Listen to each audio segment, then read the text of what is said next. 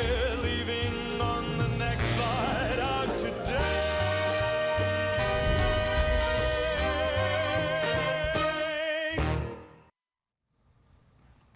오늘 새벽 열리는 FOMC를 앞두고 국채금리 그리고 유가가 계속해서 올라가고 있습니다. 이 시점에서 저희는 어떤 고민을 해야 될지 드림스탁나우에서 함께 알아보도록 하겠습니다. 오늘은 함께 유한타증권 김동관 매니저 함께 하도록 하죠. 매니저님 안녕하세요. 네, 안녕하십니까. 제가 잠시 머뭇머뭇거렸네요. 죄송합니다.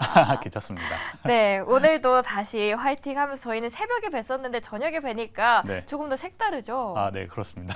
더 생생하게 네. 한번 진행을 해보도록 할게요. 일단 미국 증시 흐름부터 한번 볼까 합니다. 금리 인상 충분히 일어날 수 있다라고 보시는지요? 일단은 뭐 9월 다가오는 이번 금리 인상은 뭐 기정사실화 됐죠. 그냥 안 할 것이다. 그냥 그대로 둘 것이다. 이렇게 예상을 모두가 하고 있기 때문에 9월의 금리 결정보다는 다가올 11월 금리 인상을 어떻게 둘 것이냐에 따라서 이번에 발표되는 점도표에 굉장히 많은 포커스가 맞춰지지 않을까 그렇게 판단하고 있습니다. 점도표에 우리는 포커스를 조금 더 해야 된다라고 보시고 미국 증시의 흐름도 어땠을까요? 최근에 뭐 유가도 너무 많이 오르고 있잖아요. 걱정이 이만저만이 아닌 것 같습니다. 네, 굉장히 이제 상반기 때 아름다운 주식시장을 만끽을 하다가 사실 지금 8월, 9월 네. 굉장히 힘든 시간들을 보내고 계신데 그렇죠. 이 증시 변동성을 크게 확대하고 있는 여러 가지 요인들이 있죠. 말씀해주신 유가가 이제 $100까지 간다 이런 무서운 소리도 하고 계시고 또 최근에 9월 15일 날 지난주 금요일이죠. 선물 옵션 만기일도 있었고요. 그리고 이제 다가오는 FOMC 미팅도 자리 잡고 있고 여기서 이제 11월에 추가 금리 인상을 할 것이냐 말 것이냐 이런 이슈들이 기다리고 있기 때문에 증시가 이거 계속해서 금리가 인상되는 기조이기 때문에 주식시장 매력 없는 거 아니야? 이렇게들 말씀을 하시는데 그런 여러 가지 요소들이 있음에도 불구하고 사실 지난주 시장을 보시면은 그렇게까지 증시가 크게 반응을 하진 않았습니다. S&P 500이 마이너스 0.16%, 나스닥이 0.39%니까 사실상 예상했던 것보다는 그렇게 크게 반응을 하지 않았다. 이렇게 반응을 하고 있고 그 기저에는 저희가 오늘 가장 크게 다룰 부분은 경제 침체가 있을 것이냐 없을 것이냐 이 부분인데 이 부분이 없는 부분이 더 강하게 비춰지기 때문이다라고 판단을 하고 있고요. 그렇기 때문에 저희가 봤을 때는 결국에는 이 10년물 국채 금리도 소폭 하향하는 그런 추세로 돌아서면서 증시가 다시 반등을 할 수 있는 그런 모습이 나오지 않을까 그렇게 판단을 하고 있고 지금 보시면 이 10년물 국채 금리가 4.4%대까지 가려고 하는 그런 무서운 모습을 보이고 있는데 오늘 이제 시장 반응이 어떨지에 따라서 이제 금리가 다시 하락을 할지 조정을 받을지 모르겠지만 그 부분에 있어서 이제 경기 침체가 오지 않는다 그리고 이제 인플레이션이 다시 하방 압력을 받는다라는 조건이 왔을 때 이 10년물 국채 금리도 자연스럽게 하락을 하게 될 것이고 그에 따라서 저희는 글로벌 투자에 있어서 채권과 주식 이 비율을 어떻게 해야 될 것이냐라고 했을 때 채권 2 그리고 주식이 8 이 2대8 전략을 가져가는 게 옳다라고 지금 판단을 하고 있습니다. 채권과 주식의 비율에 대해서 이야기를 해주셨고 일단 10년물 국채금리가 최근에 너무 많이 올라갔는데 그래도 앞으로는 좀 안정세를 찾겠다라고 전망을 해주셨습니다. 그렇다면 이 매력도를 주식과 채권 어떻게 저희가 비중을 두고 정확하게 투자를 하면 좋을까요? 네, 앞서 말씀드린 것처럼 주식이 80%, 채권이 20%, 즉 기본적으로 이제 펀드를 운영하거나 포트폴리오를 운영할 때 주식 6, 채권 4 이런 식으로 6대4 전략을 많이 펼치시는데 아시겠지만 지난 3년간 채권을 투자하셨다라고 하면 계속해서 마이너스 수익률을 기록을 하셨을 겁니다. 그리고 지금 보시는 것처럼 지금 계속해서 채권 금리가 내려가야지만 수익률이 올라가는 그 기조인데 채권 금리가 그렇게까지 빠르게 하락할 것이냐라고 봤을 때 내년 12월 달 지금 기준금리 전망치가 4.25에서 4.75% 정도거든요. 네. 그러니까 많이 내려가봤자 뭐 1%포인트밖에 내려가지 않는 그런 모습이기 때문에 채권에 대한 매력도는 저희는 그렇게 크지 않다라고 판단을 하고 있고 굳이 채권에 투자를 하고 싶다라고 했을 경우에는 장기채보다는 단기채 위주로 투자를 하는 그런 모습으로서 연출을 하는 것이 좋겠고 나머지는 이 주식에 있어서는 성장주 위주 투자가 훨씬 더 중요한 그런 상황이다라고 저희는 판단을 하고 있습니다. 자, 그렇다면은 저희는 주식에 투자를 해보는 방향으로 생각을 해본다 하면은 유가에 대한 걱정이 사실 큽니다. 왜냐하면은 시청자분께서도 이렇게 이야기를 하셨어요. 유가는 올라도 걱정, 내려도 걱정입니다. 유가의 상승 랠리 언제까지 지속될 거라고 보십니까? 네, 유가의 상승 랠리가 어느 때까지 어느 순간에 멈출 것이다. 뭐 이런 차트적인 분석까지는 저희는 하지는 않고 있습니다만 중장기적으로 그리고 최근에 국가 수장들의 움직임을 판단을 해 보시면은 어느 정도 답안지가 나오지 않고 있나라고 저희는 판단을 하고 있는데 먼저 이제 자금 흐름적인 측면에서 보시면은 지금 에너지 섹터 관련된 부분에 있어서 펀드 자금이 이 8월 말까지 봤을 때 크게 빠져 있는 지금 모습을 보고 있습니다. 그만큼 뭐 유가가 오른다고 하면 앞으로 유가에 대한 상승 여력이 충분하다고 하면 펀드 자금이 굳이 빠질까라고 했을 때 그렇지 않기 때문이다라고 저희는 판단을 하고 있고요. 이 차트를 보시면은 이제 상당히 많은 분들이 고개를 끄덕이실 수도 있을 것 같은데 지난 2014년부터 지금 현재까지 이 케이펙스 즉 설비 투자 관련된 부분에 있어서 에너지 관련 부분이 무려 71%가 빠지는 그런 모습을 연출을 하고 있는데 반면에 IT 관련 분야는 오히려 레코드 하이를 보이고 있는 그런 모습을 나타내고 있어요.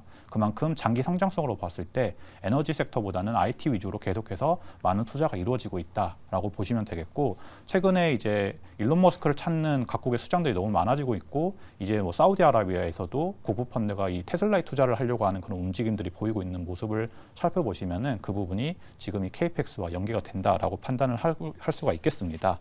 그리고 지금 보시면은 이 차트가 이제 먼저 보라색을 먼저 보시면은 우측으로 우상향을 하고 있는 게 이 에너지 섹터가 S&P 500보다 더 수익률이 높은 그런 경우일 때 증시가 경착륙을 한다라는 그런 모습이고요. 초록색 선을 보이는 모습이 S&P 500 대비해서 에너지 섹터가 하락을 하는 그런 모습을 보였을 경우에는 연착륙을 하는 그런 모습이다라고 했는데 지금 유가가 올라가고 있는 그런 모습이기 때문에 경착륙 확률이 더 높지 않느냐 이렇게 판단을 할 수 있겠습니다. 뭐 단기적으로는 그럴 수도 있겠죠. 근데 보시면은 이제 저희가 중장기적으로 봐야 된다라고 하는 모습이 이런 모습들입니다.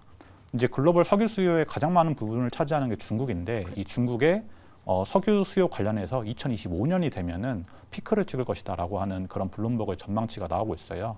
그런 부분에 있어서 가장 큰 비중을 차지하는 게 당연히 이제 전기차 그런 모습일 텐데 지금 전기차에 관련된 부분에 있어서 이게 무엇이냐면 보통 저희가 시장 진입을 하는 데 있어서 시장 점유율이 5%를 넘어가는 걸 임계점이라고 이렇게 표현을 하는데 그 전기차 신차를 구매하는 데 있어서 전기차 침투율이 5%가 넘어가는 그런 국가가 23개입니다. 그러니까 계속해서 이게 늘어나고 있다라는 측면인데 지금 가장 옅은 회색선을 보이고 있는 이 나라는 노르웨이인데 무려 신차 판매 85% 이상이 전기차로 판매가 되고 있고요. 이미 중국과 독일, 미국도 이 23개 국가에 포함이 되어 있는 그런 모습이고 우리나라도 이제 포함이 되고 있습니다. 그렇기 때문에 이 임계점을 넘은 국가들이 점점 늘어나면서 석유 수요에 대한 부분이 중장기적으로 계속해서 하향 압박을 받을 수밖에 없는 그런 상황이기 때문에 이런 유가 관련된 부분이 그렇게까지 큰 이슈가 되지는 않을 것이다. 그리고 내년에 저희가 계속 드리고 있는 미국 대선이 있습니다. 그렇죠. 대선에서 이기려고 하면 미국에서든 어떻게 해서든 이 유가를 지지를 하고 하겠죠. 잡으려고 하려는 그런 모습을 나타낼 수 있기 때문에 이런 부분도 기대해 보면 좋지 않을까 그렇게 판단하고 있습니다. 대선을 앞두고 있는 부분도 물론 있고요. 2025년 중국은 수요 피크를 찍고 그 이후에는 수요가 내려가는 흐름을 저희가 차트 통해서 볼 수 있었습니다. 또 이 외에도 전기차 판매율이 최근에 너무 많이 인기가 많죠. 최근에 올라가다 보니까 오히려 전기차는 또 석유 관련된 수요는 좀 줄어들잖아요. 그런 부분에서 저희가 참고를 해보면 좋을 것 같습니다. 저희가 유가 이야기를 하는 건 아무래도 오늘 FOMC 이야기 때문이겠죠. 파월이 어떤 CPI, 그러니까 헤드라인이냐 또는 코어냐 어디에다가 초점을 두냐가 중요할 것 같습니다. 지금까지는 파월은 코어에 좀 초점을 줬습니다. 그런데 최근에 유가가 너무 올라가다 보니까 헤드라인까지도 더 중요하게 보면은 어떡하지라는 투자자의 심리가 반영이 되고 있습니다. 어떻게 보시나요? 네, 맞습니다. 이 석유를 이렇게까지 길게 얘기한 부분이 바로 이제 인플레이션 관련된 부분일 텐데 지금 두 달 전만 하더라도 이 3.2%대까지 갔던 이 인플레이션 수치가 3.7%까지 올라가는 그런 모습을 보이면서 이거 다시 인플레이션 안 잡혀서 고금리 상태 더 지속되는 거 아니야? 이렇게 걱정들을 많이 하시고 계신데요. 이미 연준에서는 얘기를 한 부분이 헤드라인 수치보다는 이 코어, 즉 에너지와 식품을 제외한 인플레이션 수치를 더 보겠다라고 얘기를 하고 있는데 여기 지금 보시는 것처럼 인플레이션에서 가장 큰 비중을 차지하고 있는 게 바로 주거 비용입니다. 그러니까 주거 비용이 잡히느냐 잡히지 않느냐에 따라서 이 코어 CPI가 잡히느냐 안 잡히냐 있는데 이 부분에서 주거 비용이 그런 거 어떻게 되고 있느냐를 살펴보시면은 지금 빨간색 선이 이제 주거비 CPI를 나타내고 있는데 이 부분이 고점이었던 8.2%에서 2개월 연속 하락을 하는 그런 모습을 보이고 있어요. 7.3%까지 YOY로 이제 증가를 하면서 하향 추세를 보이고 있는데 이거의 선행 지표를 나타내고 있는 이 미국의 렌트비 가격이 지금 마이너스 때까지 YOY 증가율을 나타내고 있는 그런 모습입니다. 기본적으로 뭐 1년 5개월 정도 선행을 하는 그런 모습을 보이고 있는 이런 수치가 이미 마이너스 때까지 갔다라는 것은 계속해서 주거비가 잡힐 수 있는 환경이 마련되고 있다라고 있는 모습이기 때문에 충분히 코어 CPI도 잡히고 있다라고 저희는 판단을 하고 있고요. 여기 보시면은 이제 CPI 그리고 주거비를 제외한 CPI를 보시면 주거비를 제외한 CPI가 빨간색 선인데 지금 이게 연준에서 바라는 2% 미만으로 지금 이미 다가와 있는 그런 모습을 나타내고 있습니다. 그래서 앞전에 말씀드렸던 것처럼 주거비가 잡힌다라고 하는 가정에서는 저희가 그토록 반절이 원하는 CPI 2% 시대에 돌입할 수 있다. 그렇게 판단을 하고 있기 때문에 이런 부분에 오히려 더 초점을 맞추는 게 지금은 또 올바른 선택이지 않을까 그렇게 판단하고 있습니다. 목표하는 바에 더 가까워진다라고 하면은 굳이 금리 인상을 할 필요가 있을까 싶은데요.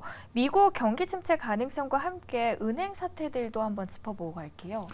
네, 이제 저희가 가장 많은 시간을 할애하고 싶다라고 하는 부분이 인플레이션은 어느 정도 잡히고 있고 다만 지지부진한 모습으로 잡히고 있다라는 측면이고 실질적으로 지금 보시면은 미국민들의 실질 임금 상승률도 보시면 인플레이션을 넘어선 모습으로서 실질 임금도 플러스인 모습입니다.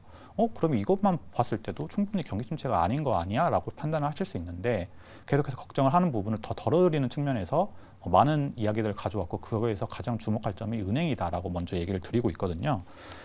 지금 보시면은 지난주에 이제 은행권의 이 미국 은행의 자기자본 비율을 발표를 하게 됐는데 이 부분이 13.7%가 발표가 됐습니다. 그러면서 지금 바닥이었던 13.4% 대비해서 계속 올라가고 있는 그런 모습을 나타내고 있거든요. 그런 모습에서 지금 한마디로 하면 은행권들이 너무 건강하다. 이렇게 저희는 표현을 하고 있고 그런 모습에서 계속해서 은행권이 튼튼하다라고 하면 은행에서 충분히 대출을 해줄 수 있는 그런 여력이 있다. 그 말은 경기가 활성화될 수 있다. 그렇게 저희는 판단을 하고 있고요. 차트는 가지고 오진 않았지만 지금 미국의 예대율이죠. 이 예대율이 70% 수준입니다. 고점이 전고점이 77%였고요. 그 저희가 2008년도 외환 금융위기 때는 그게 100% 수준이었거든요. 그러니까 아직까지 전고점 탈환을 하지 않은 그런 예대율이기 때문에 충분히 더 대출을 할 수 있는 여력이 남아 있다라고 저희는 판단을 하고 있고 그리고 이제 두 번째로 볼 게 은행권 오케이. 그러면 기업은 어떤데? 라고 물어보시면 그렇죠. 기업들의 지금 너무나 놀라운 일이 벌어지고 있습니다. 어떤 일이죠? 기업들의 지금 보시면은 이자 비용이 오히려 하락을 하고 있어요. 뭐야? 기준금리가 올라가고 있는데 왜? 이렇게 물어보실 수가 있는데 지금 S&P 500 기업들의 80% 수준이 어떻게 했느냐? 코로나 시절 때 거의 제로금리 수준으로 돈을 빌렸다는 거죠. 그런데 돈을 뭐 하루아침에 그 채무를 납부하는 게 아니라 몇 년간에 걸쳐서 이렇게 하는 건데 지금 이러한 부분에 있어서 오히려 수혜를 받고 있는 거죠. 거의 고정금리로 제로금리 수준으로 빌렸던 돈을 가지고 그 비즈니스를 계속해서 영위를 한다라는 측면에서 지금 보시는 것처럼 이 빨간색 선이 기업들의 이자 비용인데 이자 비용이 계속 내려가고 있어요. 그만큼 기업들이 영위를 하는 데 있어서 충분히 좋은 조건이다라고 볼 수 있는 그런 차트다라고 저희는 판단을 하고 있고요.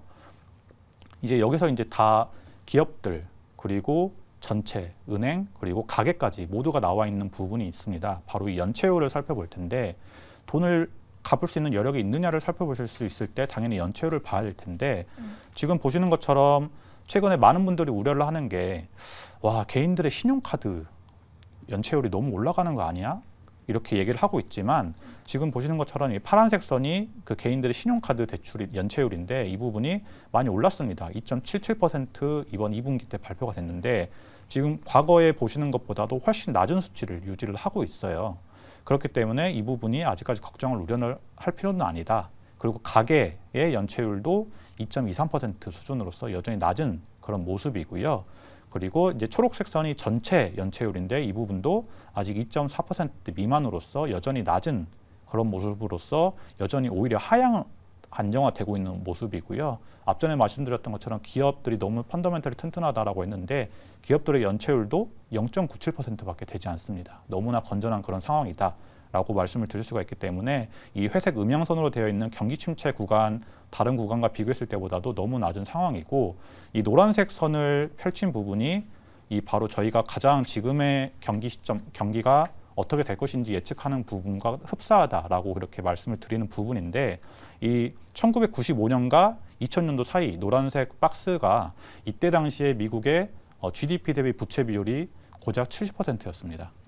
그런데 지금의 이 우리가 겪고 있는 미국의 증시도 부채 비율이 77% 정도거든요. 그러니까 굉장히 경기가 좋은 그런 상태이다라고 볼 수가 있기 때문에 이런 연체율을 보았을 때도 충분히 미국이 이렇게 연착륙을 해서 오히려 골디락스 구간으로 갈 수 있는 그런 모습을 나타내고 있다라고 저희는 판단을 하고 있고 이제 아까 저희가 은행 그리고 기업 그리고 전체적으로 보았고 가계도 들여다보았는데 또 하나 이제 가계를 저희가 준비를 했는데 가계의 순자산 가치가 최근에 2분기 때 5.4조 달러가 증가를 했답니다. 그러니까 그만큼 주식과 부동산 가치가 상승을 하게 되면서 기업 그 가계들의 순자산이 계속해서 증가를 하고 있어요.